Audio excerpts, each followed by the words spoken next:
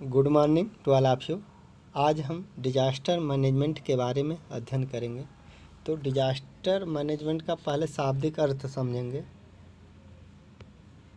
Disaster management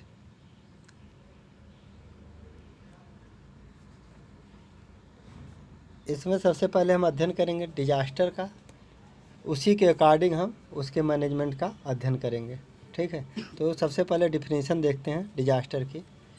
आपदा, इसको हिंदी में आपदा बोलते हैं। आपदा का अर्थ घटित दुर्घटना या गंभीर घटना है।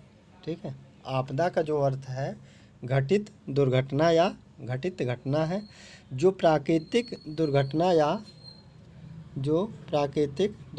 या मानव जनित लापरवाही से उत्पन्न घटना है। आपदा क्या होती है? प्राकृतिक दुर्घटना होती है या फिर मानव जनित, मानव के द्वारा किसी प्रकार से लापरवाही हो जाती है तो उत्पन्न घटना हो जाती है। इसके कारण जान माल की हानियाँ और पर्यावरणीय नुकसान भी होता है। इसके कारण जान माल की हानि, इसका तात्पर्य है कि जीव जंतु, मनुष्य मर जाते हैं और बिल्डिंगें, इंडस्ट्री सब गिर जाती हैं। और पर्यावरणीय नुकसान भी होता है, वाटर पॉल्यूशन हो जाता है, पेड़ पौधे समाप्त हो सकते हैं, जैसे जंगल में आग लग गई। ठीक है, इससे पर्यावरण को नुकसान होता है, जीव जंतु का भी नुकसान हो जाता है। ठीक है, प्राथमिक रूप से आपदा का वर्गीकरण दो भागों में किया गया है। ठीक है, प्राथमिक रूप से आपदा का जो वर्गीकरण किया गया है दो भागों में। पहला प्राकृतिक आपदा, दूसरा मानव जनित आपदा। ठीक, पहला है प्राकृतिक मतलब नेचुरल डिजास्टर, दूसरा है मैनमेड डिजास्टर। ठीक है, प्राकृतिक आपदा क्या होती है? Disaster management information system. Disaster management information system, सभी का पहला शब्द DIMS के अनुसार प्राकृतिक आपदा को 5 भागों में वर्गीकृत किया गया है। तो प्राकृतिक आपदा है उसको 5 भागों में हम वर्गीकृत किए हैं। पहला है भौगोलिक आपदा। भौगोलिक आपदा भूगर्भीय प्रक्रिया द्वारा उत्पन्न घटनाएं शामिल हैं। मतलब भू मतलब पृथ्वी, गर्भ मतलब पृथ्वी के अंदर जो प्रक्रियाएं होती हैं वो शामिल हैं। इसमें क्या आता है भौगोलिक आपदा में? इसमें आपका भूकंप आता है, ज्वालामुखी आती है और सुनामी आती है। भूकंप, ज्वालामुखी और सुनामी आती है। लेकिन सुनामी को जलीय में भी रखा गया है, तो इसे एक्सेप्शन है। हालांकि सुनामी का वर्गीकरण करना थोड़ा मुश्किल है, क्योंकि समुद्र के अंदर आए भूकंप से उत्पन्न होती है। यह एक भौगोलिक प्रक्रिया तथा तटीय क्षेत्रों के लिए यह एक जलीय आपदा है।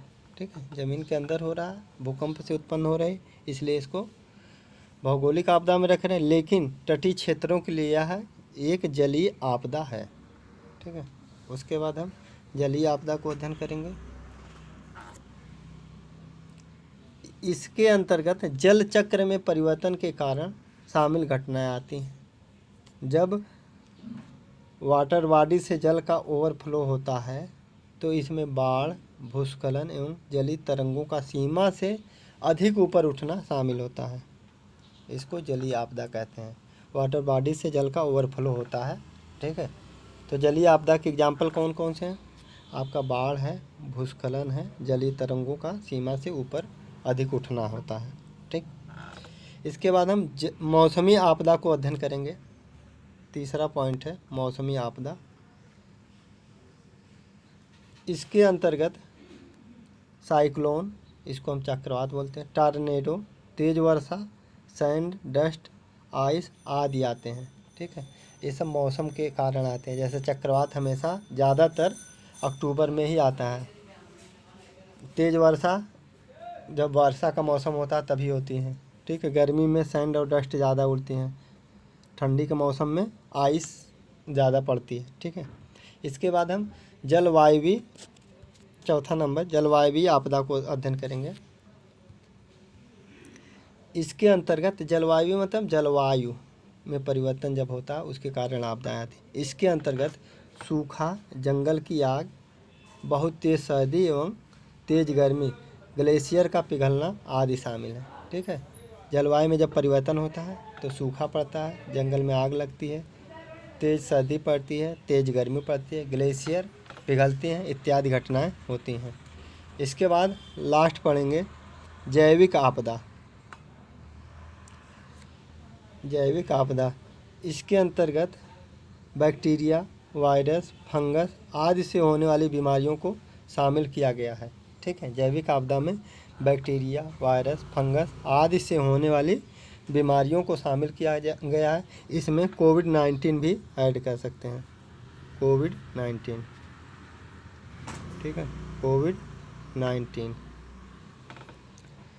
तो आज हम प्राकृतिक आपदा अध्ययन करेंगे। नेक्स्ट वीडियो में मिलते हैं, उसमें हम मानव जनित आपदा को अध्ययन करेंगे। Okay, thank you.